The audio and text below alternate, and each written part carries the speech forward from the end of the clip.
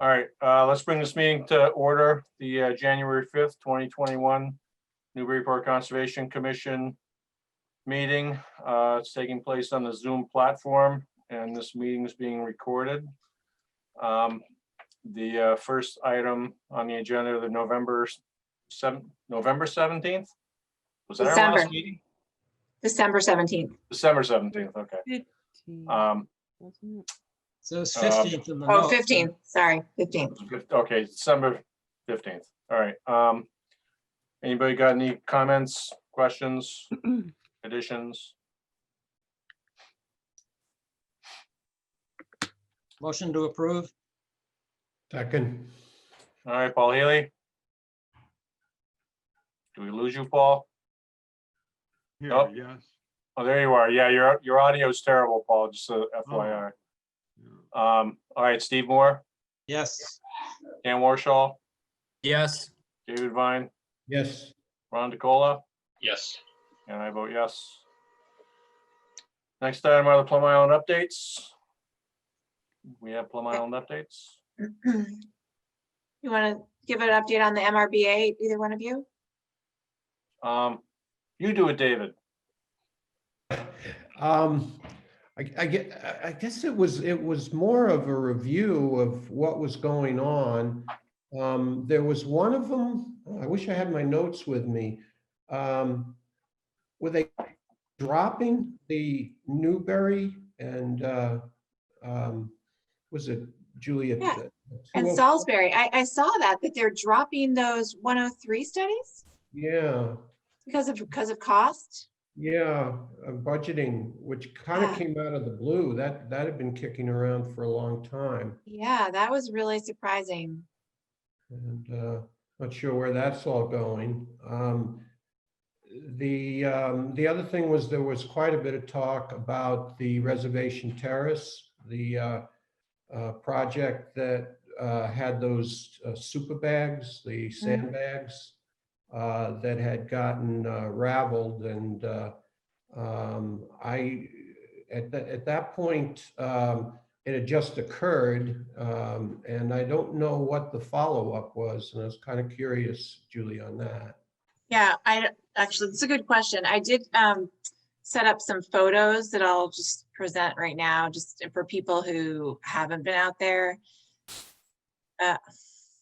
Geez. Oops. No, not working. Hold on. Hopefully my other items are working. Okay.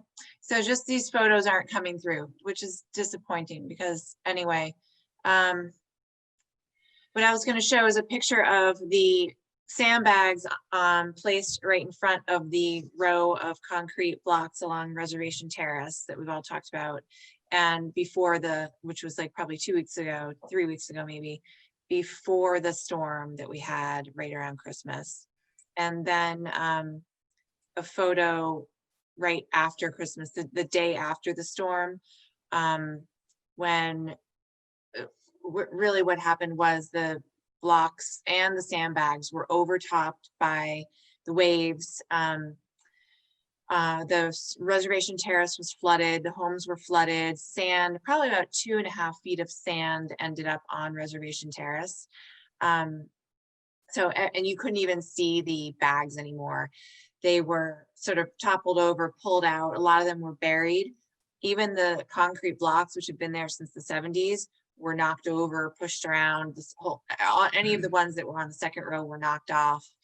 And even some of the ones on the bottom row were sort of tumbled a little bit and loosened. And what it looked like is that the sand just got pulled out from underneath everything, which destabilized that whole system, and it just sort of crashed down, and everything ended up in the street. So it's a real problem. What they've done since then is they've scooped the sand back up off the street and created a pile of sand right along the edge of Reservation Terrace where the blocks are still used to be. I don't know if they reset the blocks or they just piled the sand up on top of them. So there's sort of like a berm of sand there now, about the same elevation, maybe a little bit higher than where the blocks were. And so maybe that will provide a little bit of protection if there's another storm.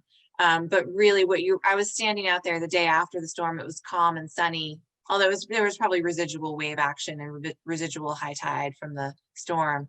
But you had to jump out, and standing on Reservation Terrace on 2.5 feet of sand, you had to jump out of the way when the waves came, because you're essentially standing right at the water's edge when you're on Reservation Terrace. So it was pretty bad. And there really is no protection right now if there were to be another storm. So I don't know what the next steps are. We're talking with CZM, with DEP, with the state EOEA, and Donna's working hard to get them to commit to something.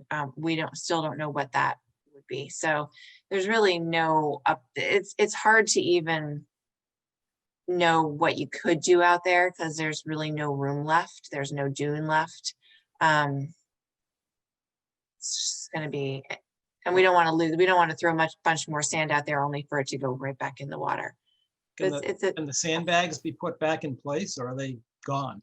The sandbags are, I'm so sorry I don't have these photos. But the sandbags it would be very hard to pull them back into place. They've sort of all slumped and moved, and some are buried further down the beach, and others are kind of just mushed where they are.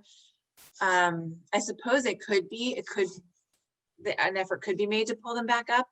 But what I think was happening, if you remember last time we talked about this, we said, oh, the sandbags are working really well. There's sand piling up in front of them, and there's sand piling up behind them. And it looks like they're actually doing a good job. They're sort of capturing sand. Well, that wasn't what was actually happening, which makes much more sense. What was happening was that sand was getting pulled out from under them, and they were sinking. So it looked like sand was being piled up, but the bags themselves were actually sinking into the sand.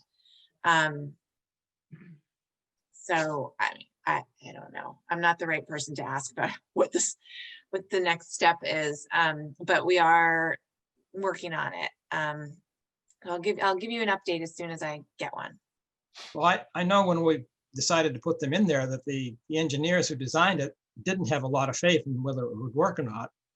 So it was very much just a sort of a desperate emergency effort to put some form of protection there, and maybe it did work for a little while. While they were sinking, they were still providing some level of protection, and I'm sure they helped a lot during that storm. But now they're not going to be very helpful now. So Yeah, I'm sure they were there, so they minimized something. Yeah. It didn't allow the waves to just roll right up onto Reservation Terrace. Well, but they did sort of roll right up. So that's what's crazy, that even despite the bags being there, the waves were like basically crashing on Reservation Terrace itself. Well, I'm just saying immediately. Yeah, right. You know, if they weren't there, it probably would have been a lot worse earlier. Yeah, you're right. So, all right. Next item, Colby Farm Lane landfill solar project, stormwater update. Okay, I'm going to, Joshua, I'm going to promote you to a panelist and allow you to talk. Is anyone else here from that project? Other than Josh? Hi, sorry, Josh. can you guys hear me? Sorry about that. It had to rejoin. So thank you, Julia. Mr. Chairman, Commission members, thank you for having me here tonight. I'm joined as well, Marissa Valentino from BSC should be on.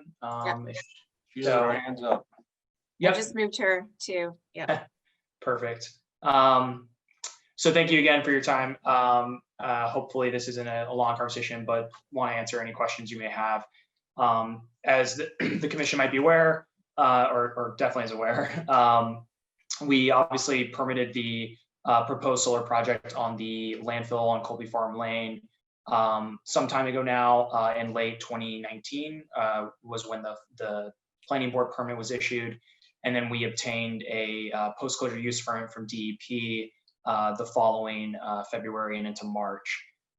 We're at a point now where we are working with a potential long-term project owner and hopefully targeting a construction start date for the project. My hope is, the beginning of the spring time period, somewhere from in the March to April timeframe. So as part of working through everything and just making sure, I'm checking all my boxes and crossing my T's, dotting my I's, I wanted to check in with Julia, make sure that the commission didn't have any questions or any open items with the project that they wanted to address. And I forwarded her the site plans that were obviously approved under the planning board. She had requested some additional information related to the proposed, related to the drainage on the site, any very minor modifications we're making to the existing stormwater management system. BSC prepared and I forwarded a very brief letter, which you should have, describing the work involved with the project. And again, as I mentioned, it's very minor, as you can see from the letter. And accompanying that letter is just a couple of exhibits that show snippets from the plan. Thank you. Of where that work is occurring.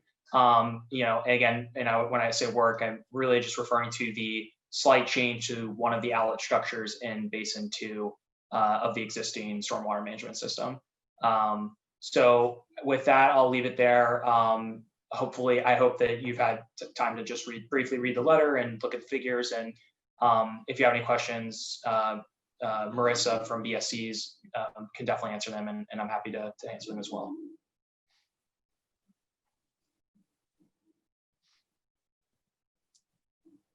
When will the project be coming forward? Sorry, when will could you repeat that? When will the project? Are you filing something on this? So, good question. So I think that was part of my clarification with Julia, was to confirm if the commission, in the commission's view, there was any filing needed.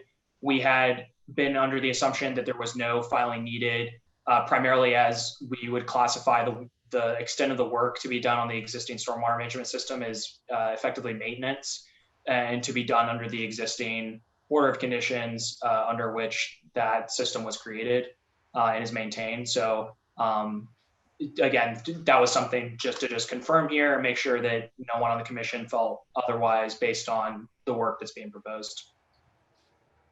Yeah, just to remind the commissioners, the entire project, aside from now a little bit of this stormwater management system maintenance work, the rest of the project is outside of the 100-foot buffer zone. So they're really out of our jurisdiction. We took a look at this a year and a half or so ago, at least, right, Josh? Yeah. And determined that literally none of the work that they were proposing was going to be within our jurisdiction, except that there's this stormwater management system associated with the landfill, which still needs to be functional and operable for now this new activity on top. And so BSC took a look at the functionality of the stormwater management system that got designed out there. And I think, correct me if I'm wrong, but it was all working properly for the most part, but now it looks as though there needs to be a little bit of maintenance on these two basins and on some of the swales. And so because that work is considered part of the operation maintenance of the stormwater system that was permitted under the previous order conditions for the landfill, it's not, it doesn't require permitting for them to go in and do this sort of maintenance. But because they are going to be working in that area, they just wanted to update the commission on the measures that they're taking to maintain and improve the system. So there is a small basin on the southwest corner that Steve, Julie, and I walked by today. That it was our understanding that that's supposed to be a like an overflow structure, and it was full of water today. So Not nice water. no, it was very unpleasant water. Yeah. So go ahead, Josh. No, sorry, yeah, definitely. So that small pool, basin pool that you're referring to, we had discussed that briefly during permitting. I know the times I've been out to the site, I don't think I've ever seen it dry. I think it's been pretty full of water, or, you know, had standing water in it pretty much every time we went out there. I think what was determined at the time was that, at least for the system functioning as it is right now, that the standing water in that pool, you know, is likely from, and Marissa, you could correct me if I'm wrong here, but I believe it was discussed it was likely due to the groundwater table being, you know, higher in that area. There's a large pipe that leads to that pool from the I'm trying to orient myself here, from the southeast basin, or the very large basin that you first see when you come up to the site. That drains, I think, in part to under the culvert under Colby Farm Lane and to the wetland area across the road. But then there's this large stormwater pipe, I think 30-inch diameter pipe that leads to that pool. So as far as we're aware, that pipe is functioning how it is, that the pipe itself, and then again the pool, I believe it just having standing water due to the groundwater table. We haven't proposed any, you know, thus far in our design, there's no change from the solar project. That is, there's no changes or any maintenance that would be needed to be done on that pool or that large pipe in order to make sure they're functioning as they should be today. So I know that there was concern for the culvert underneath Colby Farm Lane, and there was concern whether or not that pipe was functioning, or that culvert pipe was functioning as it should be. And I believe there was concern whether it had been collapsed. We did clear that up with the Department of Public Works, who had scoped that pipe and confirmed that it hadn't collapsed and it was functioning as is. We were going to plan on you know, digging the road up and fixing that pipe if needed, but we closed that loop. So otherwise, we haven't identified any deficiencies to date. Okay, I guess my question about that pool or that basin on the southwest corner, you know, we were standing on the trail and we were looking up at the water level. So I don't think it's groundwater. It's not groundwater, you know, groundwater level. It's a good point. You had to stay. Yeah, exactly. Yeah. Is there, I mean, it's something that, like I said, would be assessed. I mean, I guess, has there ever been, I'm just trying to think in terms of how we're managing, obviously the changes that we're making right now, or the maintenance proposed primarily only in Basin 2, has to deal with peak runoff rates.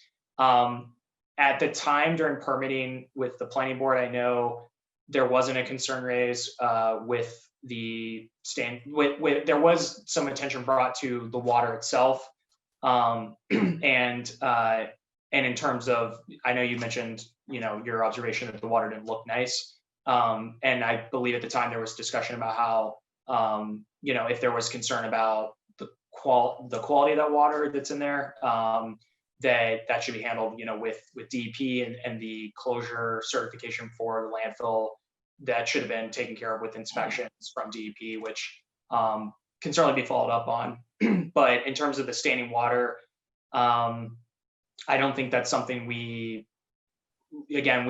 think the belief was that it was not a concern at the time. And Marissa, again, feel free to jump in here. But from my recollection with working with you and Mike throughout the project, that wasn't highlighted as a concern in terms of the water that was staying there. And we hadn't heard any concerns about there being, say, like a large amount of overflow or like degrading that trail that's next to it, or flowing out further.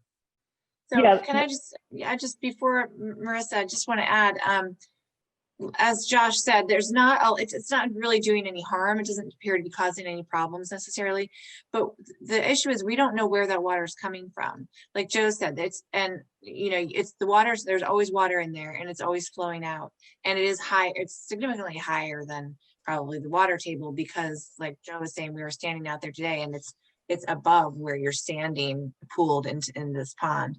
So we just, I think, would like to know what it is. Where is it drained? Where is that water actually coming from? Well, I think it's supposed to be coming as overflow from the big pond, the first one you see as you're driving down Colby Farm Road. And I don't, as I recall, and I could be wrong, the culvert that goes under Colby Farm Road is supposed to be sort of an overflow that feeds the vernal pool there. And I have never seen any evidence that any water actually flowed through that culvert. And if it's overflow, it's supposed to be from overflow, then the little pond that we're talking about, that is supposed to also be overflow from that big pond. So why is one full of water and one not showing any evidence of any water? So that is correct, that the smaller pond is overflow from the larger pond, and there is an outlet control structure in it that will take the water and discharge it at a metered rate. As far as the source of the water, there is, most of the water from the larger pond is overflow from the landfill. I know that there may be some groundwater seeping into the smaller basin, but it is, from a stormwater perspective, everything is sized accordingly to handle the stormwater on the site. So is the water that's supposed to flow under Colby Farm Lane into the vernal pool controlled by that same structure? Yes. So there's two structures within the pond. There's a primary structure and a secondary structure, and both of them work together to make sure that the pond discharges at the correct rate. Okay, but are they both at the same level? They both have different, so they're both standpipes that have different outlet holes. I don't have the exact elevation, but I believe the outlets out of them are different in order to meet those peak flows. So is there a possibility that the standpipe in the southwest corner one is clogged? We did take a look at it, what was it, a year and a half ago, to confirm the outlets and to confirm the outlets, the sizes and the elevations. And at that point, it was not. Was there standing water in? Do you remember? I don't really expect you to, but I'll ask you anyways. There was, I don't recall it. Okay. And Marissa, I'll jump in and add, if there is standing water, or I'll call it, recurring standing water in that pool, it's possible there could be some sediment lining the bottom of the pool that keeps the infiltration from happening more quickly. So that standing water stays in that pool for longer periods of time. In which case, as part of the maintenance of the system, that should be checked, or if there is potentially some sediment buildup, it would be mucked out, which is a common occurrence typically when constructing projects with new basins and with clearing. Obviously, in this case, there's no there will be no sediment runoff from the site. That we're not doing obviously any clearing, but that could be potentially something that just maybe there's some sediment in there that hasn't been cleaned out in a while. And go ahead. So one of the additional project work that is in the swales that lead up to both basin 1 and 2, and some of that maintenance work includes installing stone check dams, and those will help prevent sediment from building up in the basins. So the sediment will slow down and build up in the swales, and those are easier to maintain than the basins. So part of the maintenance plan, is that going to include checking that standpipe and mucking it if necessary? Yes. Okay. Well, that would probably solve our entire issue. Anybody got anything else?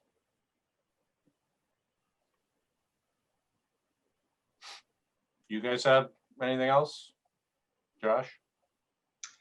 Nothing else from my end. and Marissa, unless you have anything, otherwise, thank you for the questions, and hopefully the additional information was helpful, and always available for additional questions if you have any that come up. Should we get some sort of notification when, annual maintenance or whatever kind of maintenance is done on this system? Do we want that? Do we care? For the, sorry, go ahead. Anybody in the commission? Anybody? We don't typically get reports on maintenance of stormwater systems in general. But if you had a particular concern about this one, I think this one in particular would be good because there is a problem. We think maintenance will take care of it. So let's report on the results of the maintenance. Yeah, considering the potential of that water, being by a landfill and so forth, it'd probably be a good idea to have a follow-up, at least a letter or something reporting, what the next, what you encountered. Yeah. And this is Josh. I'll weigh in a little bit. I know, obviously, I know the landowner with this site has a very is a very difficult and long history with the city. So I know probably getting things like that out of him for maintenance of the site and that system is difficult. I know this has been discussed with the city, on several occasions, but as part of our lease for the solar system on the landfill, rent for the project has to be used for O&M and maintenance for the landfill itself, post closure obligations that are mandated by DEP. So whatever those O&M obligations are, the DEP specified in their closure certification, our rent, can only be used for those purposes. So certainly, at the time, once the project is built and there, whoever the long-term owner may be at that time, there might be something there where maybe the city could, whenever money is used for that O&M, the city can be notified and they can follow up to make sure that whatever was done and is satisfactory, and so there's a flow of communication there. Yeah, it would be good to get something. Yeah. Yeah, and it seems to me that and if I understood correctly earlier, someone mentioned that DEP has some obligations to follow up and see if things are working properly. And if, in fact, after your work, there is opportunities to engage DEP to get this thing, to make sure it's being operated properly, it's operating properly and being maintained sufficiently, maybe there's an opportunity with a good report to engage them more or differently. And that's something I'm more than happy to assist with. I've occasionally, check in with Rick Spieler from DEP and update him as to how the project is moving along. So making sure that you have the right contact at DEP to check in with and find out how you can get those updates on the closure certification. And as you mentioned, DEP should be doing inspections occasionally. So when those occur and when you can get the results of those and what they inspect. So there's one other thing. I mean, it's outside of our jurisdiction, but there are some trees growing on the landfill. And it's possible that they've penetrated the membrane, and perhaps that's where some of the water's coming from that is showing up. Is there any plan to remove those trees and check and make sure the membrane is still not broken? Certainly cap integrity is certainly the priority number one for DEP and would be as the system would be in place. Again, I haven't. I'm trying to recall the last time I was there. I think it was midsummer, maybe, or late summer. But I don't recall seeing any vegetation that I would go as far as to call a tree at least on the top of the cap where the solar system will go.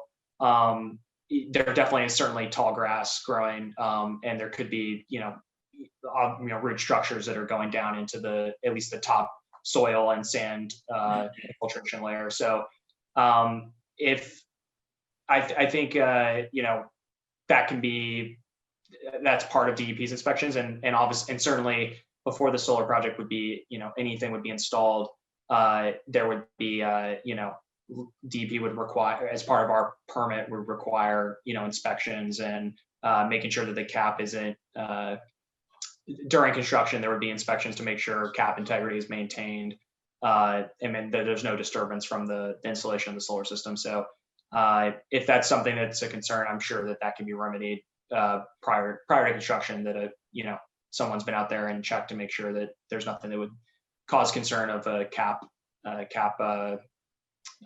rupture or issue.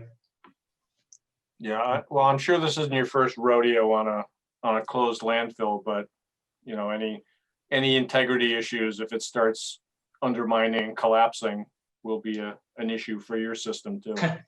Yeah, absolutely. And we definitely spoke with, this was a big topic with the planning board and with the peer reviewer, Phil Christensen. And but certainly if that became an issue, it would be, we would be very involved with it, obviously. So If it did become an issue, what would happen? Who would fix it? Sure. So if any issue to the cap, or if any damage was done to the cap due to the construction of the solar array, then that would be the responsibility of Blue Wave, or and whoever Blue Wave may be contracting with to build that project. When building these systems, there's insurance that's maintained, obviously because of the heightened environmental concerns for potential occurrences like that.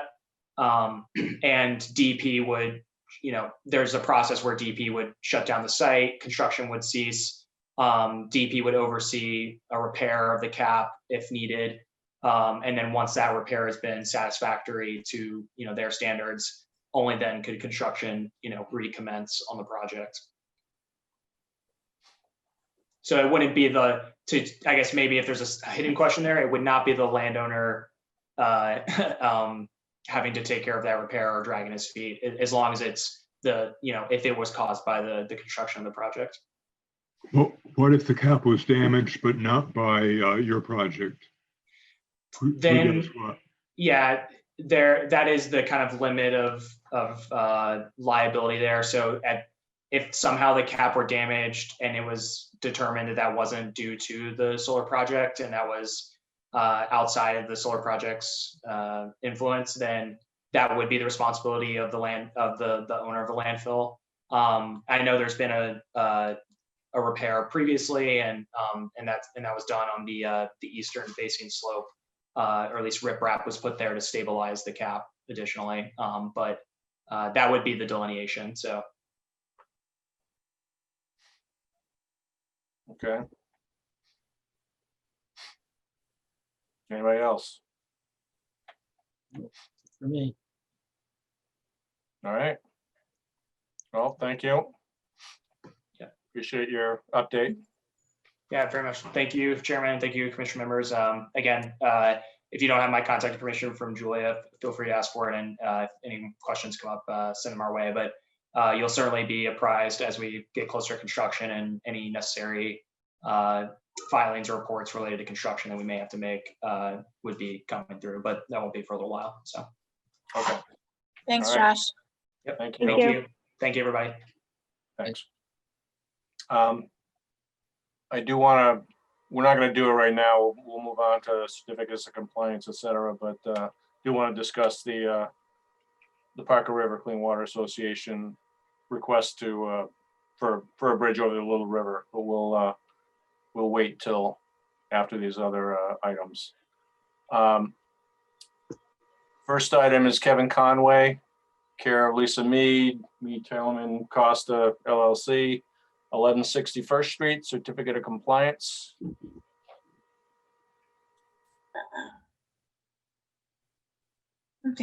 Something's a little glitchy with my screen Oh. sharing. Don't know why, but let me just, oh gosh. Things are disappearing a little bit. like it was here and now it's gone. So if you can just, oh man, something's really, I'm gonna try to stop sharing and then start sharing again. So just Okay. hold on tight for a minute. Let's share.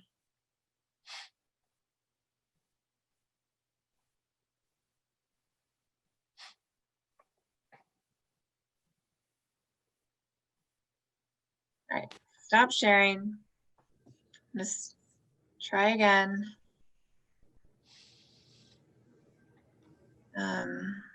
Actually, before I do that, it looks like it's not going to show up. So I'm going to try to,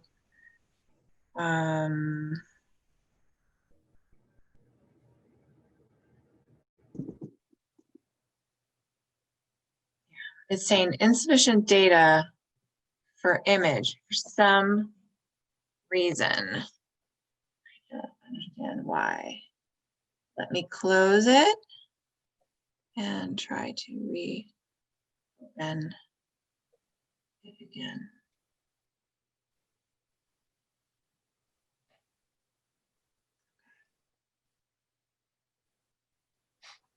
Sorry, you guys, just a sec.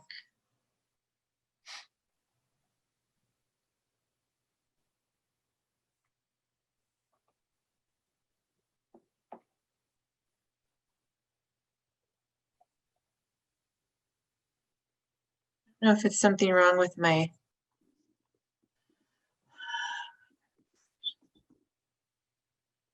Give me one more minute.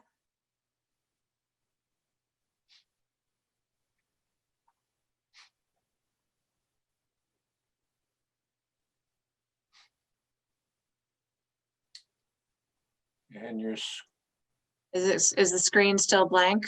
well, there's call to order. Okay, so we can still see the agenda, still see the minutes. Yeah. Can't see anything after that. Can you see? Oh, okay. It's like Yeah. things are disappearing. So again, I'm going to try to close down all of the all of these PDF files that I had open, and I'm going to try reopening them again from the beginning. No, it's worth a try. If we need to Worth a try. reboot the session, we'll do that too. Right. Well, this particular one, you did send a plan. I Oh. did. Yeah. Okay, can you all see something now? Yes, What are you seeing? seeing the project information. For request for certificate of compliance? Yeah. Okay, good. All right, so that's what we're starting with that. This is the 1161st Street request for certificate of compliance. Okay, so why don't we move forward? Okay. I'm going to promote to panelists Mara Robinson. I believe who's on this? Is it Olympia and Mara? I'm gonna ask them to begin. Hi, Julia. Hi, Mara, how are you? I'm gonna promote you to a panelist so we can see you. And you can go ahead and start your presentation of this certificate of compliance if you'd like. Explain the project. Sure, oops, sorry. Hi. Hi, Olympia. Hi, sorry, I got cut off for a moment. I didn't mean to interrupt. Sorry. Mara, do you want me to start off? There we go. Okay. Well, we meet it, if not exceed it. I have to say, so Julia and I were back and forth on this one. Initially, we were going to have actually more P-stone on the project than we ended up having. And I mean, it's reflected on our plan. Julia and I were going back and forth. I know, our clients wanted to have the entire back all P-stone, but we settled on only having a path and the front drive court area as pea stone. The rest is planting and sand. And that, whatever is shown, so this plan that was developed a long time ago by, I guess, the builder, is honestly, when I was out on the site and I was brought on out there, it wasn't that accurate. It was mainly just Rosa rugosa everywhere. And maybe by that time it just had spread everywhere. But we got in there and got rid of it. As you know, it's invasive, and we placed it all with Rosa virginiana and beach plum and winterberry and native grasses. Okay. Here's, I'll just bring up a site photo. I have actually too a 3D, the Okay. 3D design, Julia, too, if Yeah. well, that works too. And I also have the original design that Julie and I went over. That Yeah, I'm looks sorry, I exactly, exactly like that. right, I wasn't able to pull that one up, but sorry, Okay. this one, That's this is, okay. at least we got the photos. Because you have the real thing, so. Yeah, yeah. Okay. Because I can share it on, if you want me to try and share it on my.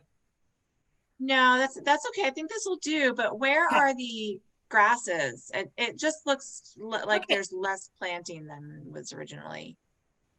So no, there's definitely not less planting. It may just be just because they're not full grown yet, but we did actually put in the plantings are a substantial size. I mean, they're anywhere from 3 gallon to 3 to 4 feet. We have some juniper that are over in the corner back there that are 7 to 8 feet. And the grasses are all along the fence, and they're all under the staircase on the side there as well. We actually added even more grasses in, and they're all in the front too. Okay. Yep. So they're all in those front beds by the steel support columns. There's all grasses in there, and then there's grasses all along the fence. Yep. On the left side there.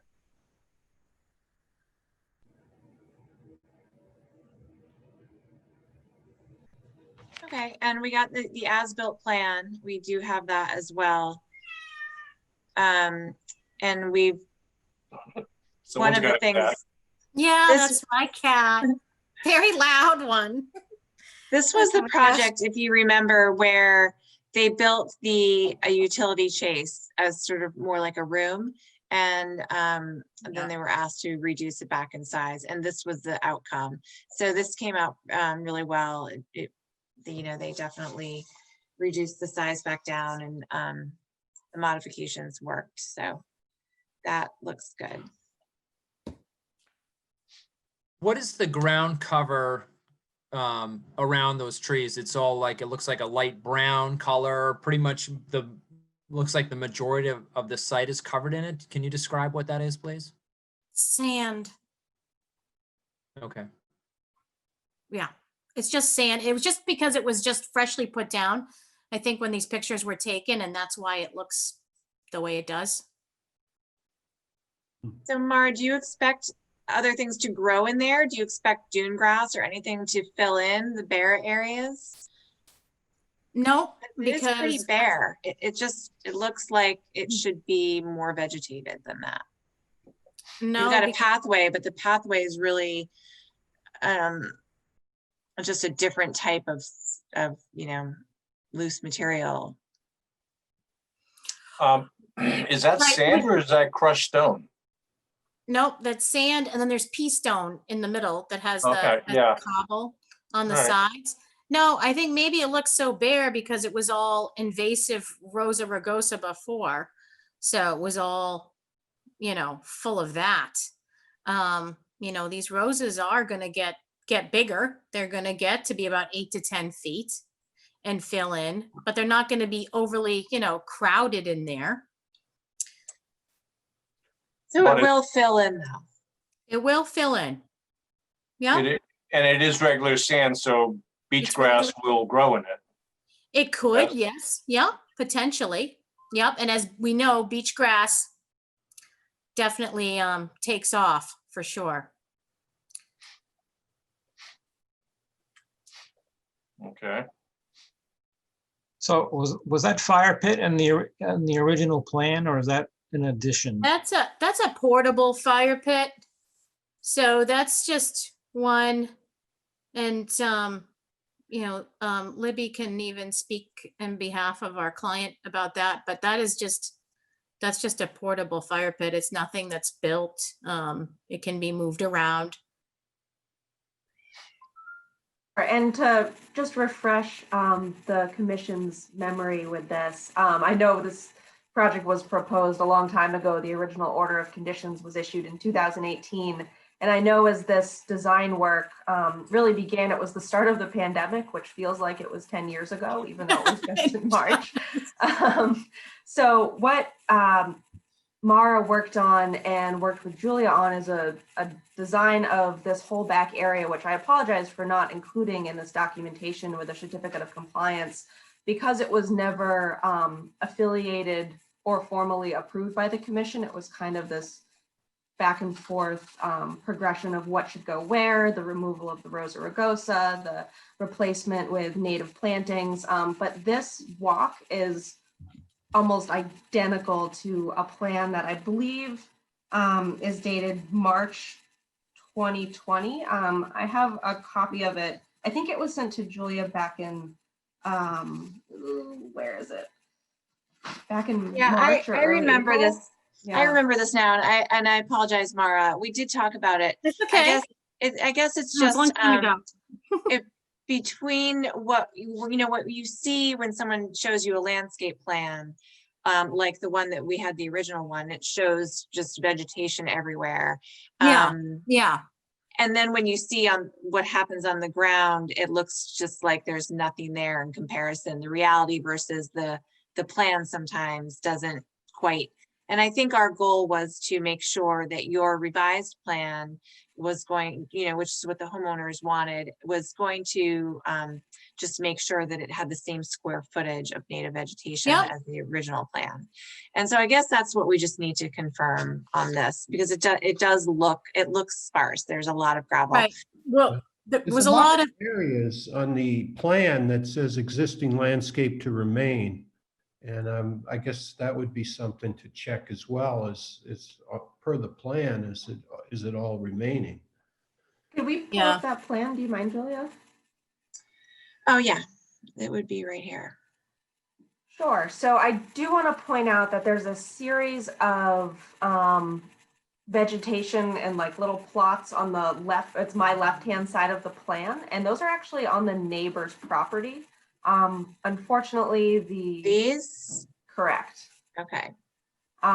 So that at least explains where those went. And unfortunately, the person that prepared this plan did not end up making the plan that was later approved or really taking this work to its final stages. But I believe, as Mara mentioned before, the scale of this is a little off, or I don't know if you want to speak more to the existing Rosa rugosa and its scale and shape. It's honestly, it's kind of a joke, if I can be perfectly honest. I mean, like these giant green spaces, I mean, they look huge. Well, but you can see from the aerial that there was, and from this, that there was some substantially sized vegetation. Rosa rugosa was in there. And we dug all that out. I mean, in order to get that all out, I mean, we had to dig pretty deep too, because it was pretty thick. And the notes in the plan say existing rugosa to be removed and relocated. Did that occur? Absolutely not. No. Well, that's what it says. Go back to the plan. I guess we just need, I mean, if the Rosa rugosa was replaced with something non-invasive, Yeah, non-invasive, that's Right. better, but what we need to make sure is that the amount of vegetation is going to be this, the coverage is going to be the same, right? So you can't have a net loss of vegetation from the dune. So if this was all pulled out and removed, the question is, is this going to cover in the same way? Yep. Yep. Like I said, the Rosa virginiana gets to be about 8 to 10 feet wide. So it's really not a very big lot. And I'm happy to, the board needs to do a site visit with me. We can do that. So does the top picture here, is that where the Rosa rugosa that was removed? Is that where it was?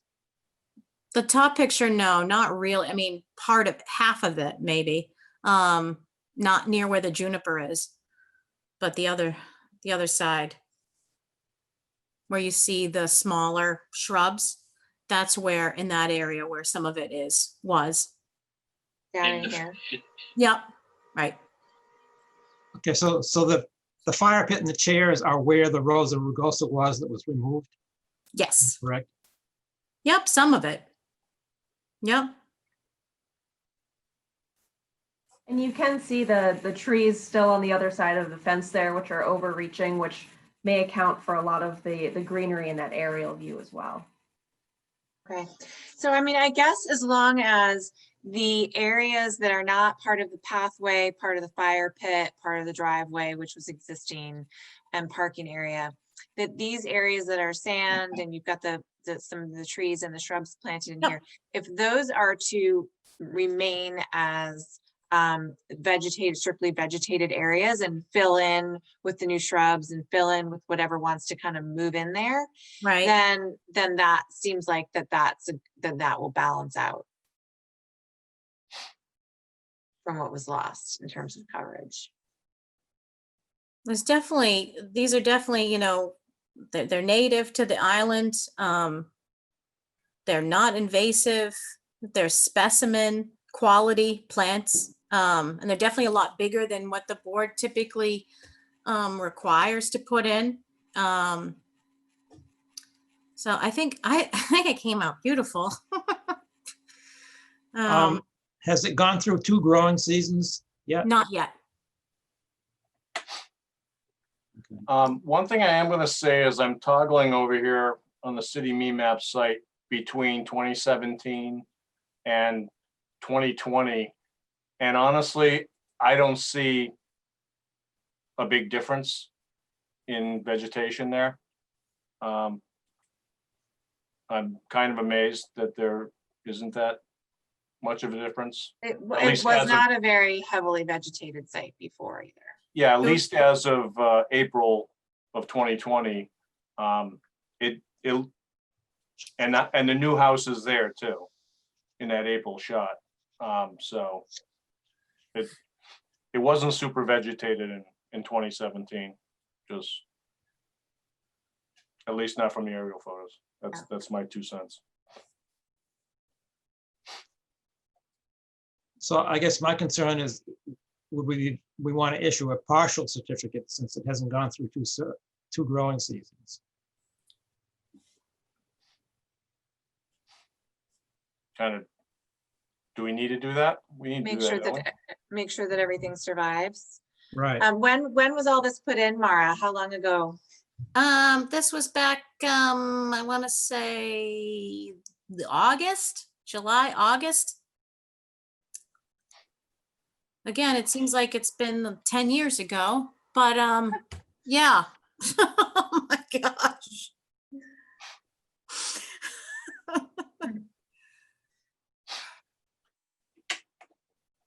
Yeah, I don't have much of an issue as it is right now. But I think, yeah, I think a partial would be probably more appropriate. Yeah, I'd be fine with that. And then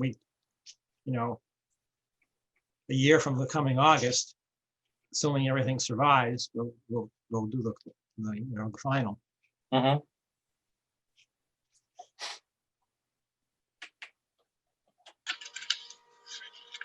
To that end, I'll take a motion. Motion to issue a partial certificate of compliance for 1161st Street. Second it. All right, Paul Healy? Can't hear you, Paul. Thumbs up or down? Yeah, give me a thumbs up. There you go. All right, Steve Moore, Yes. Dan Warshall. Dan, you look frozen. We're having Yes. lots of fun here. Okay, there we are. You're still frozen. David Vine, Yeah. Yes. Yep, yep. and Ron DeCola, Yes. and I say yes. All right, Just thank you. one other Yeah. comment. In the check that there's a copy of, it shows the routing number and the account number. This is a public document. Yeah, we've just gotten guidance that now for applications, because everyone's submitting everything digitally and all in one PDF, sometimes the check, a copy of the check gets in there on in that one copy of the PDF. And that can, because then it gets posted on our website, all those routing numbers and things, it's probably not a good idea. So we're just advising applicants moving forward to leave the check out of the PDF that gets submitted. Okay. Yeah. That makes sense. And then we'll take this off the website. Yeah, So- well, Julie, you can probably redact it too. Redact that. Yeah, maybe I'll have to figure out how to do that, but Yeah, it's not hard. okay. It's not hard at all. Okay. Um, And thank you, Mara. So I have and a it was- question. Yeah, So what happens with the partial? I'm not familiar with, I don't think I've ever received a partial CO. So what does that mean? Do we come back in another year or like, what do we do? so that means that the commission is issuing a certificate of compliance for Yeah. parts of the project that have been, formally completed, and like the house itself and the Right. stairs and all that, and that the plantings went in. But a lot of times, you hold off on giving a complete certificate of compliance until there's like 2 years of 2 growing seasons go by to make sure that the plantings are established. Or sometimes if someone needs to move into the house, you can issue a partial certificate of compliance for just the house. And then there may be parts of the project like the landscaping or other types of work that are shed or something that need to get done later. And so you do sort of like a partial and then you do a complete certificate when that next part of the project gets completed. So it allows you to sort of get partial sign off. It's not that big of a deal, but Okay. it does mean that it's not completely closed out. So if they were to try and sell the house, Right. it wouldn't be a clean title yet. They would have to come back and like finalize the certificate of compliance. But you can record the partial certificate of compliance at the registry. Because that is, it is important to say that the structure itself was Right. completed according to the approved plans. And we're Okay. just waiting for the, 2 growing seasons. Okay. So you can get an occupancy permit. Yeah, and that will be the note that goes into the partial. In the Okay. partial certificate of compliance, there's actually a box that gets checked off. And then it has you say which pieces of the project are included in that partial, and then which pieces are still remaining. So this would be the structure, the driveway, the other site work is included in the partial certificate, and the remaining work to be done is establishment of the completed plantings. Okay. So who's responsible for coming back for the final? It could, the property owner, the applicant, that's sort of up to them in terms of who wants to take the initiative to come back and get that get the complete certificate in a year. But it's best to get that done so that it doesn't surprise the property owner later if they forget about it and then want to go sell their house. I just want to make sure we're all on the same page. I don't see anywhere in the order of conditions, if there is a established growing period, and if the commission does want to impose one and issue a partial, it'd be really great if we could have a definitive time frame that we're looking at, since the plantings did go in August. Are we looking at surviving the winter? Are we looking for next August? What time frame? think we're looking at August of 2022. 22. That would be 2 years. There's nothing in the order of conditions. I'm just gonna check. No, I might have missed it, but I didn't see anything. Typically, it's in there. I think it's part of our standard. Typically, it is in there. I might have missed it. No, you're right. It's not specifically in this one, and that may be because, yeah, I don't know why. Because It's there not wasn't under really the- a planting plan. It was just moving things around. Julia, is it, you had only gone so far on that page. This says post-construction. Is there anything? Yeah, that's just the last condition about how to apply for the certificate of compliance. So you're right, there isn't a special condition in here about 2 growing seasons, but the commission can issue a partial if they're concerned that those plantings, need to be monitored for survival. We've issued a partial already, so. Yeah. All right, so August of 2022. Yes, they And were pretty planted much- in 2020, yes. All right. Yeah, and pretty much pictures are gonna, it's not like you guys need to come in here or anything. It's the pictures and Julie can, Yeah, it can really just be an administrative task for the commission if you can just, in August 2022, someone fills out the request for certificate of compliance again and sends in some photographs of the landscaping so they can see that it's all survived. Okay. all right, thank you. All right. Thank Okay. you very much. Thank you. Thanks. Bye-bye. Yeah. Bye-bye. Okay, next item is 229 Northern Boulevard Realty Trust, Rob Champetti. Okay, I'm gonna promote Rob to a panelist, and while that's all happening, I'm going to try and bring up his PDFs. So hold on a sec. Hopefully these will load now as well. Might have to get rid of the ones you've got open. All right, I'm gonna see if this will work. I might have to close those out. Okay, just a sec.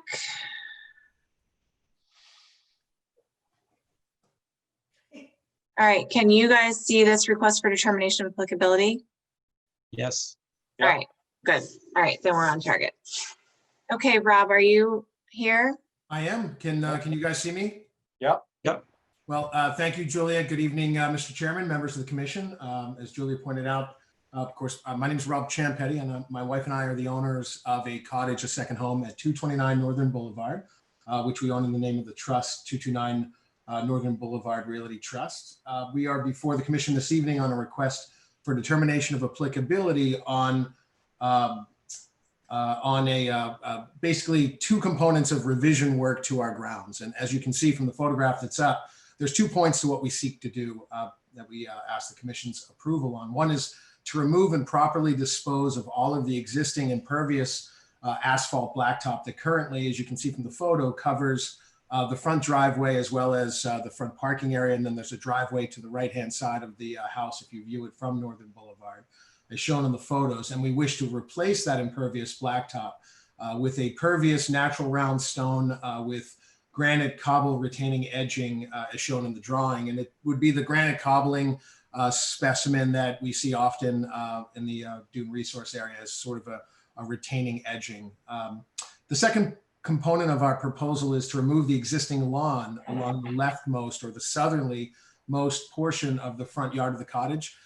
Though it's not really easy to see from the photo, if you look at the plot plan, you can see that the entirety of the frontage is about 55 feet. And judging from the sketch ineptly done by me that shows our contemplated emplacement of sand, it's about 1/3 of that frontage. So it's about 18 feet or so at its widest. And it's about half that, 9 feet or so, between the fence line to the left of the cottage and the side of the building itself, that we wish to remove the non-indigenous, the typical lawn with an indigenous sand, and then we seek to plant sprigs of an American dune grass, the Camelophylla breviligulata species, or something comparable, but an indigenous dune grass of at about 18 inches spacing, more or less, and allow that to grow in so that we can create a more, we'd like to soften the aesthetic, of course, of the front of the cottage. And the spirit of this is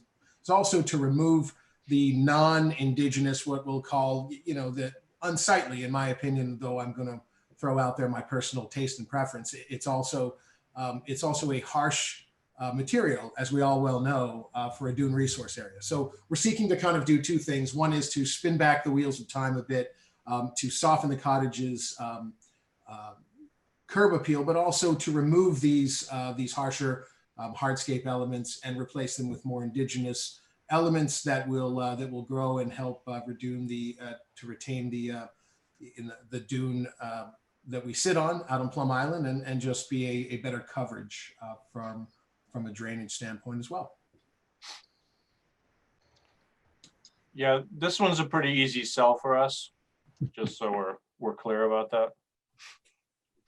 I appreciate that, Mr. Chairman, and members of the commission. I don't anticipate in your unenviable role as members of the Conservation Commission, you likely don't often see folks coming in looking to plant dune grass and other things. Though I know that you do see that, and I can tell you that it just happens. It aligns with our aesthetic. My wife and I want this cottage, which seems to be a bit of an outlier in and around its company of properties, that it's a harsh scape. Honestly, it looks almost quasi-commercial, and there isn't a blade of growing anything anywhere on that coverage on the front of our house. We're looking to change that. So that's really the extent of my presentation, and I hope it meets with the commission's approval. The shrubs that we can see in the photograph, do you know what they are? They're two very sort of seasoned holly bushes. They were there when we bought the cottage. They look to be, rather tenured in place. We wouldn't be doing anything to tear those out. We would just carefully work around them so that they remain. There's only two of them, and they look, easily a decade or two old, maybe a little bit older. They're fairly large. One is at the corner of the front of the property where the two fence lines meet, and there's also a telephone pole there. So my guess is that at some point, my predecessor in title planted that to help soften that telephone pole that's right in the corner. And the other sits between and has grown up full to almost entirely occupy a large portion of that 9-foot span between my southerly neighbor's fence line and the outbound wall of the cottage itself. It almost fills in its sort of micro canopy that entire space. We do trim it to keep it manageable so that it's healthy, and we would look to keep both of those.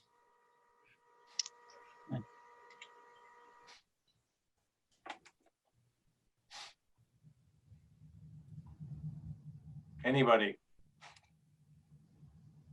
Okay. Good. I'll make a motion to issue a -2 determination. Second. All right, Paul Healy. Steve Moore, Yes. Dan Warshall, Yes. David Vine, Yes. Ron DeCola. Yes. I vote yes, and let the record show that Paul had thumbs up.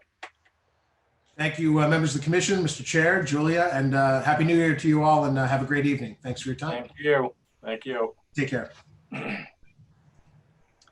All right, next item.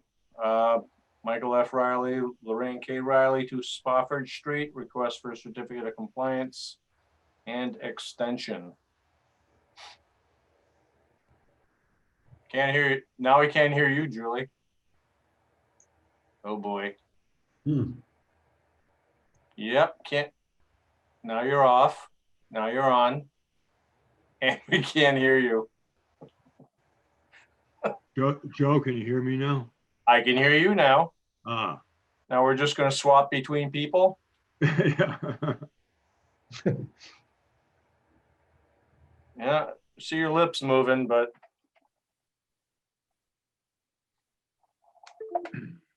Julie, give me a call. Call my phone. And I'll put you on speakerphone. Was this the project that Tom Hughes had asked for, just for the extension? Yes, I think so. Yeah, I agree. So, that shouldn't be any kind of issue at this point. I mean, that's all they're asking for at this point. Yeah, well, that's true. All right, there's Julie. Hi, Julie. Hi. Oh, great. Hi. Oh. Julia, mute your computer. Yeah. There you go. Now you won't get the echo. Getting a little. Oh, hey, you know, we did this before and it worked okay. Now I'm getting all sorts of echo too. That better? Not much. Oh boy. We should everyone mute. That's not a bad thing to do too. Oh yeah, so we can just hit the space bar when we want to.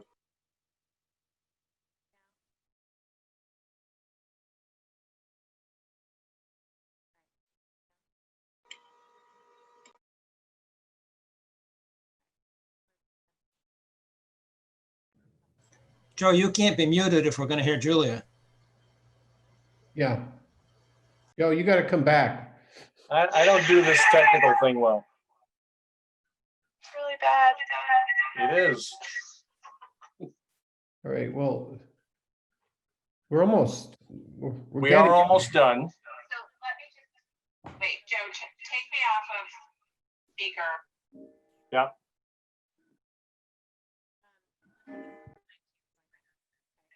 Okay.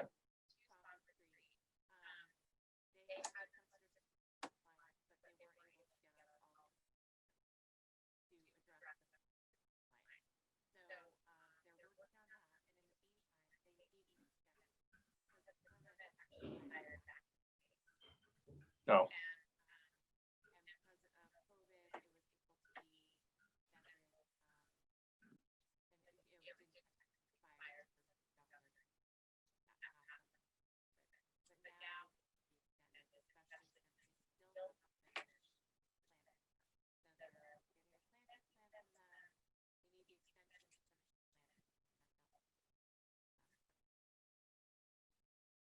Okay, so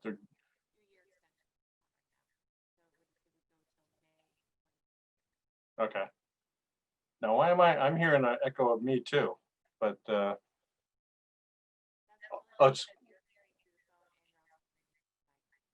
I'm hearing me through your computer. That's what I'm hearing. Okay, so so essentially, they're not ready, and they're gonna they just want the extension, like David had said before. Okay. All right, so what we'll probably do is after this, we don't have any other attendees, so we'll just we'll end the meeting after this and we'll discuss the enforcements next time.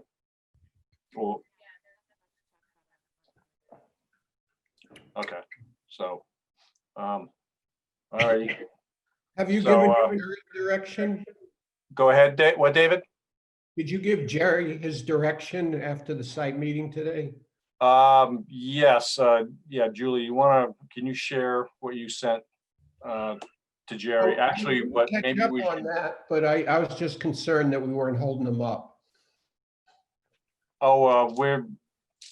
yeah, well, we can discuss a little bit. Julie, you can hear me, right, when I talk? Okay, so I'll just I'll hang up and we'll discuss just the thing with Jerry after this, and if you have any questions, just call, or comments, just call me and I'll relay them.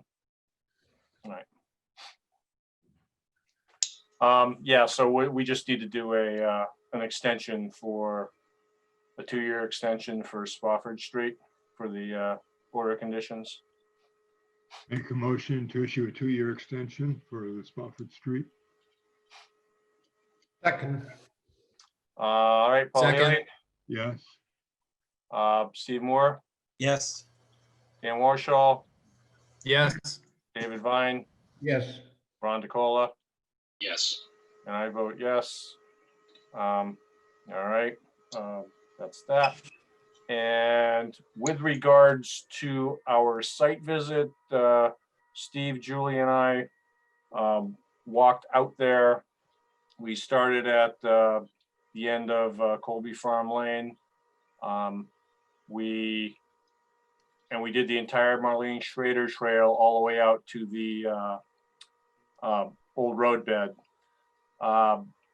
We encountered a makeshift bridge that I believe Jerry installed just past the landfill on the trail going over one wet area. I don't know if everybody saw that previous bridge that he had at the other end, but one of the main supports was right in the middle of the stream, which of course can't be. And we also walked the double wide bog bridges that the Boy Scouts put up there were great.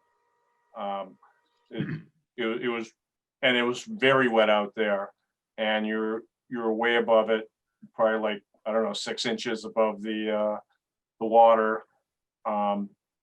And all that came out good. Some of the corners were a little iffy, but they were fine. There were some other kind of makeshift bog bridges that were put out there that I know we didn't necessarily approve. But then we made it all the way out to the area where Jerry wants to put a bridge in.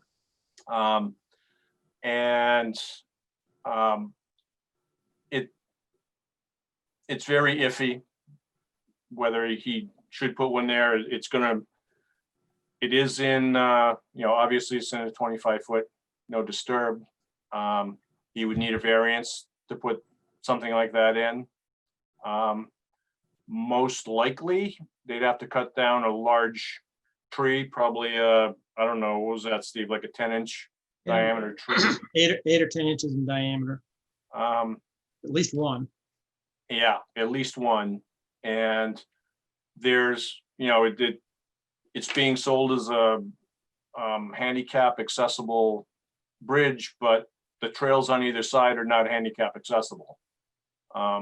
Beyond that, there are actually 2 trails. There's a separate trail from the old roadbed that goes over the culvert that's right near there, which is a totally dry crossing. And as Julia explained, because I forget these things, in order to get a variance, there has to be no reasonable alternatives, and there's a reasonable alternative right there. So Julie did send Jerry a letter. Julie's going to share that with us later. Jerry was not pleased about either of these bridges. But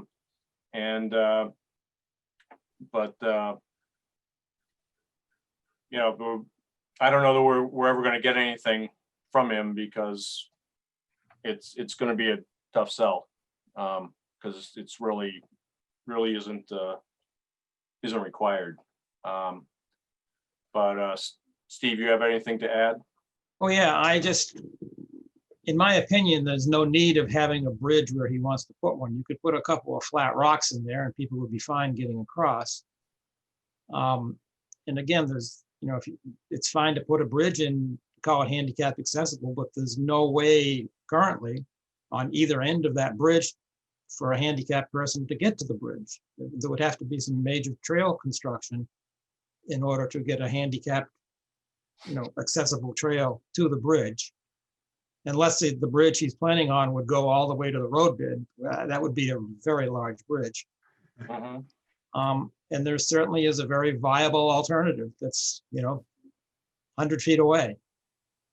Yeah, and it's really a side trail that he created too, Right. as a dry alternative to get onto the Marlene Schrader Trail. So, so I guess we'll see Julie's explanation to him, and we'll see his response, and we'll go from there. So Joe, what's the point in requesting? I mean, it seems, I'm not sure I understand what the motivation is to try and install a bridge that's not necessary. Well, he wants a bridge over that crossing. He had built a good sized one. I don't know if the had you seen the previous one, Dan? The previous No, bridge he no. had? Yeah, it was a big, fairly unsafe structure, with the main footing right in the middle of the stream. Yeah. And he wants as many people using those trails as possible, which is fine. But he has it in his head that there has to be a bridge over that area, which, there wasn't forever. And apparently he desperately wants one there, and he's looking to put in for CPA money or CPC money to install a bridge, which doesn't seem like a good expenditure, and it's he's right in the middle of wetlands there too. So Yeah, and it doesn't sound like it makes a whole lot of sense. No, No. it does not. But that's where we are, and the letters will explain a lot more about it too. So If anybody wants to go out there, I'll be happy to go with them. We can take a look. you're always looking for an excuse to walk. But yeah, it's a nice walk out there. It's just there's Steve, I'll bring my stick. Oh, Yes. I have seen a coyote out there quite a few years ago, so it might be needed. oh, trust me, they're there. I hear them all Oh, the I'm time. sure. Yeah. So I was gonna try and get there today, but I got tied up with a call right at the time, so I apologize. yeah, and really all you need to do, you can park on the Story Ave entrance too, and it's a lot closer there, right down the roadbed, and just walk up to the Marlene Schrader Trail and the first entrance to it on the left, and you'll see it goes down to the stream, and you'll see the little kind of semi dam that he has put in there for people to walk over, one single line of rocks, which is pretty dangerous, particularly when there's any kind of flow in the river and they're wet. But yeah, it's an interesting spot. No, from the way you've been describing this and the way I've observed him before the commission and so forth, maybe if he's going to get some grant money, maybe he should consider getting an engineer involved somehow, just to go over some of these things. Well, in order to get a grant money, he needs to get approval from us, Oh, which is going to be a notice of intent.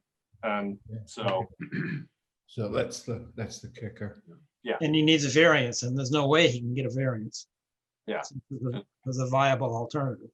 yeah. So that's that. So do we have, we're gonna forego the enforcement violations for this time, and do we have anything else? Oh, All right, Motion to adjourn? second, all right, Paul Healy, yes. Steve Moore, Yes. Dan Warshall, Yes. David Vine, Yes. Ron DeCola, Yes. I vote yes. Thank you, Julie. It is what it is. Very good. All right. Okay, See you guys in a couple Bye. weeks. Good Bye, night. everyone. bye-bye. Yeah, good night. Right. So Joe.